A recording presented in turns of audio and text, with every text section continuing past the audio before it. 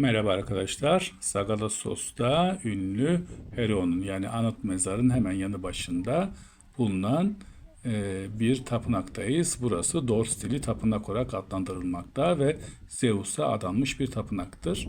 Antik çağın çok tanrılı toplumlarının kentlerinde tapınakların önemi çok fazlaydı. Tüm Sagalassos'a hakim yüksek bir tepenin üzerinde Dor mimari stilinde yapılmış olan tapınak basit dikdörtgen bir plandan sahip. Cephesinde dışarı çıkıntı yapan iki yan duvar arasında 2 adet sütun bulunmakta ve 14,4 metreye 9,5 metre ebatıyla yüksek bir platforma oturtulmuş. Özgün halinde tapınağın girişine bir merdivenle ulaşılmaktaydı. Tapınağın içinde bulunan kutsal alan bir duvarla çevrelenmiştir ve doğu batı yönlü olan ana caddeye doğru açılmakta. Tapınağın yapımı milattan sonra 1. yüzyılın başlarına tarihlenmiştir. Yani Roma dönemidir.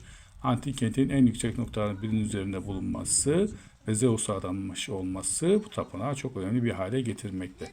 Ancak bugüne kadarki arkeolojik çalışmalarda dini herhangi bir etkinliğe ait iz bulunmamıştır. Kentteki diğer kutsal alanlarda görüldüğü gibi burası da milattan sonra 4. yüzyıldan itibaren Hristiyanlığın bölgede resmi din olmasıyla kapatılmış. Ardından tapınak askeri bir kule olarak kullanılmış. Bu değişiklikler genç antik dönemde kentin merkezini çevreyen sur duvarlarının bir parçası haline gelmesiyle sona ermiştir. Milattan sonra 6 ile 7. yüzyıllarda artık askeri kule olarak kullanılan yapının çevresine çeşitli odadan oluşan bir konut yapılmış ve insanlar burada yaşamaya başlamıştır. Yani bu tapınak oldukça önemli değişimlerle sonunda bir konut, bir ev haline gelmiş.